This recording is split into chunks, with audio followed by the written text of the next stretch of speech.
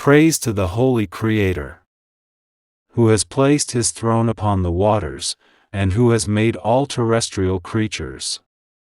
To the heavens he has given dominion, and to the earth dependence. To the heavens he has given movement, and to the earth uniform repose. He raised the firmament above the earth as a tent, without pillars to uphold it. In 6 days he created the 7 planets, and with 2 letters he created the 9 cupolas of the heavens. In the beginning he gilded the stars, so that at night the heavens might play trick-track. With diverse properties he endowed the net of the body, and he has put dust on the tail of the bird of the soul.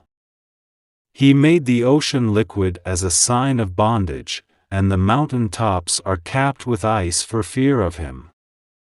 He dried up the bed of the sea, and from its stones brought forth rubies, and from its blood, musk. To the mountains he has given peaks for a dagger, and vaues for a belt, so that they lift up their heads in pride. Sometimes he makes clusters of frosi spring from the face of the fire, sometimes he throws bridges across the face of the waters. He caused a mosquito to sting Nimrod his enemy, who thereby suffered for 400 years. In his wisdom he caused the spider to spin his web to protect the highest of men. He squeezed the waist of the ant so that it resembled a hare, and he made it a companion of Solomon. He gave it the black robes of the Abbasids and a garment of unwoven brocade worthy of the peacock. When he saw that the carpet of nature was defective, he pieced it together fittingly. He stained the sword with the color of the tulip, and from vapor made a bed of water-lilies. He drenched clods of earth with blood so that he might take from them cornelians and rubies. Sun and moon, 1 inch the day, the other the night, bow to the dust in adoration, and from their worship comes their movement. It is God who has spread out the day in whiteness, it is he who has folded up the night and blackened it.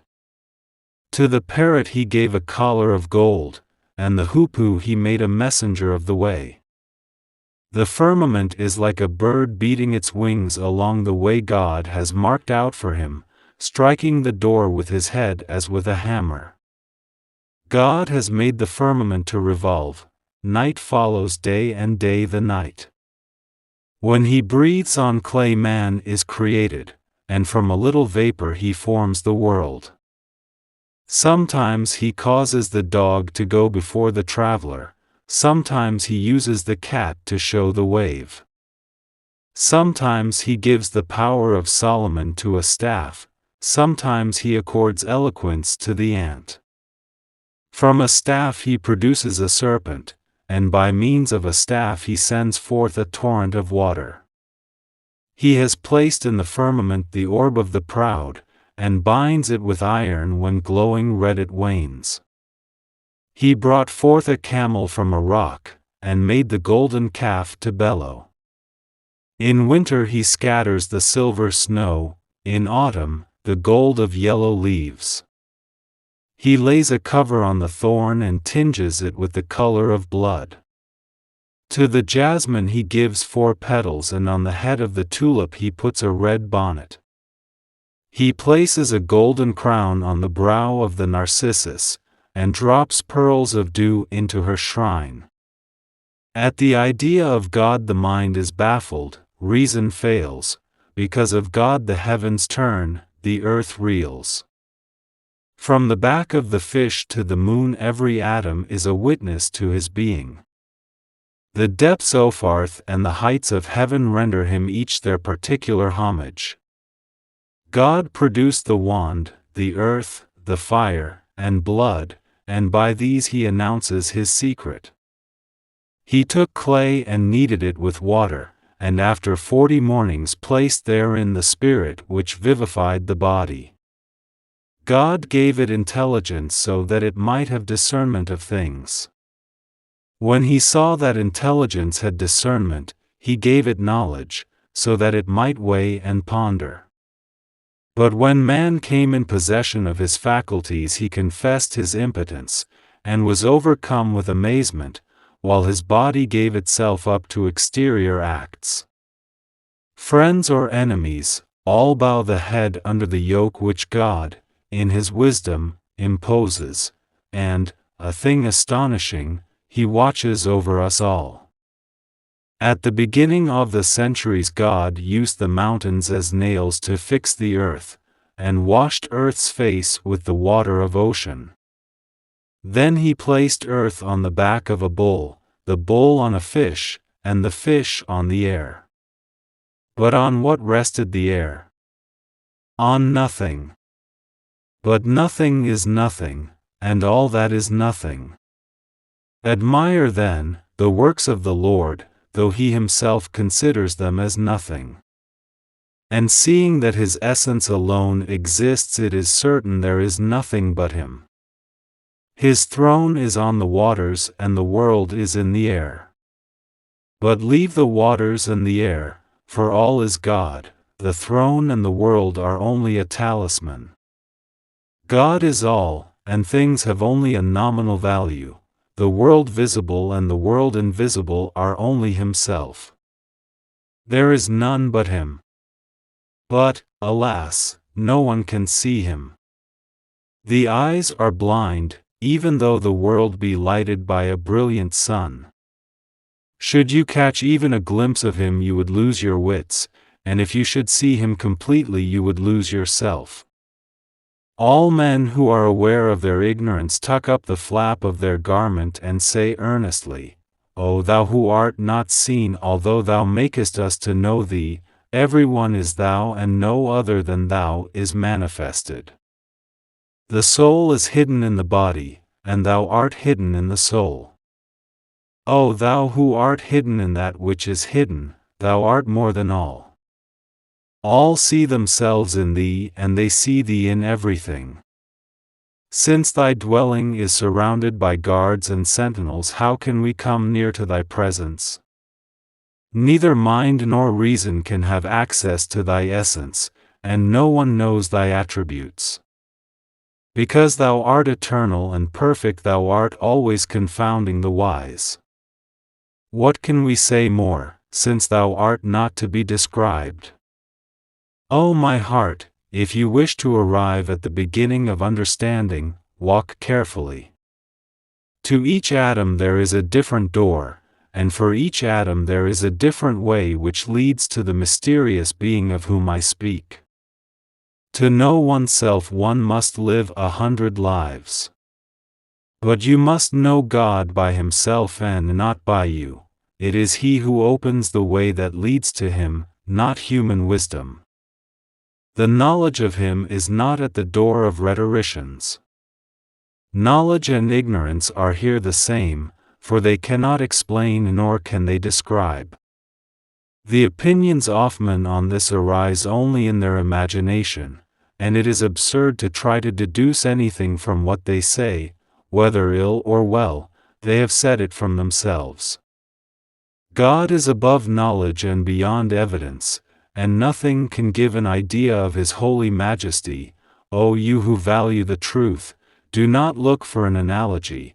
The existence of this being without equal does not admit of one. Since neither the prophets nor the heavenly messengers have understood the least particle, they have bowed their foreheads on the dust, saying, We have not known thee as thou must truly be. What am I then, to flatter myself that I know him? O ignorant son of the first man, the Caliph of God on earth, strive to participate in the spiritual knowledge of your Father. All creatures that God draws out from nothingness for their existence prostrate themselves before him.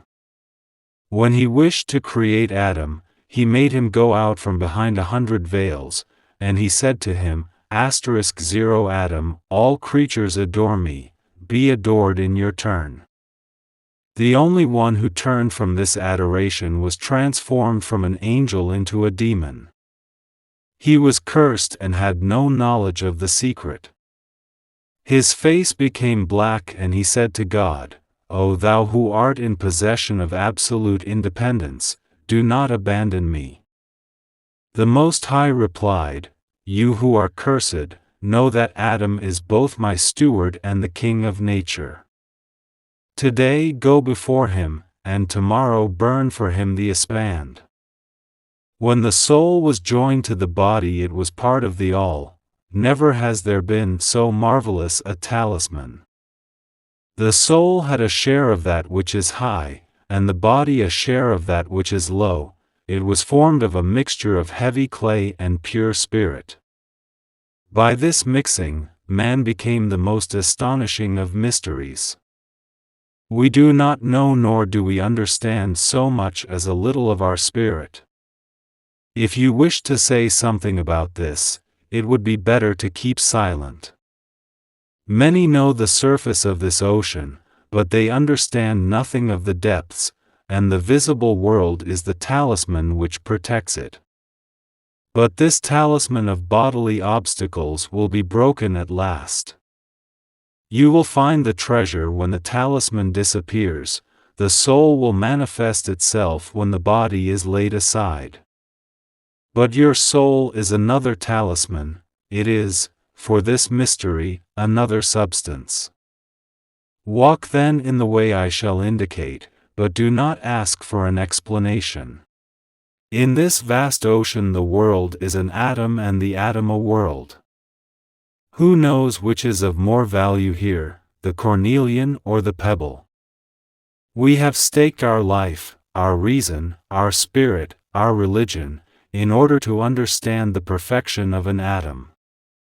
Sew up your lips and ask nothing of the Emshreen or the throne of God. No one really knows the essence of the atom, ask whom you will. The heavens are like a cupola upside down, without stability, at once moving and unmoving. One is lost in contemplation of such a mystery. It is veil upon veil. One is like a figure painted on a wall, and one can only bite the back of one's hand. Consider those who have entered in the way of the Spirit. Look what has happened to Adam. See how many years he spent in mourning. Contemplate the deluge of Noah and all that patriarchs suffered at the hands of the wicked. Consider Abraham, who was full of love for God. He suffered tortures and was thrown into the fire. See the unfortunate Ishmael offered up in the way of divine love. Turn towards Jacob, who became blind from weeping for his son. Look at Joseph, admirable in his power as in his slavery, in the pit and in prison. Remember the unhappy Job stretched on the earth a prey to worms and wolves. Think of Jonah who, having strayed from the way, went from the moon to the belly of the fish. Follow Moses from his birth. A box served him for a cradle, and Pharaoh exalted him. Think of David, who made himself a breastplate and whose size melted the iron heat wax. Look at Solomon, whose empire was mastered by the jinn. Remember Zacharias, so ardent with the love of God that he kept silent when they killed him, and John the Baptist, despised before the people, whose head was put on a platter. Stand in wonder at Christ at the foot of the cross. Hen he saved himself from the hands of the Jews. And finally, ponder over all that the chief of the prophets suffered from the insults and injuries of the wicked. After this, do you think it will be easy to arrive at a knowledge of spiritual things? It means no less than to die to everything. What shall I say further, since there is nothing more to say, and there remains not a rose on the bush? O wisdom! You are no more than a sucking child, and the reason of the old and experienced strays in this quest. How shall I, a fool, be able to arrive at this essence, and if I should arrive, how shall I be able to enter in by the door? O Holy Creator! Vivify my spirit. Believers and unbelievers are equally plunged in blood, and my head turns as the heavens. I am not without hope, but I am impatient. My friends, we are neighbors of one another. I wish to repeat my discourse to you day and night, so that you should not cease for a moment to long to set out in quest of truth.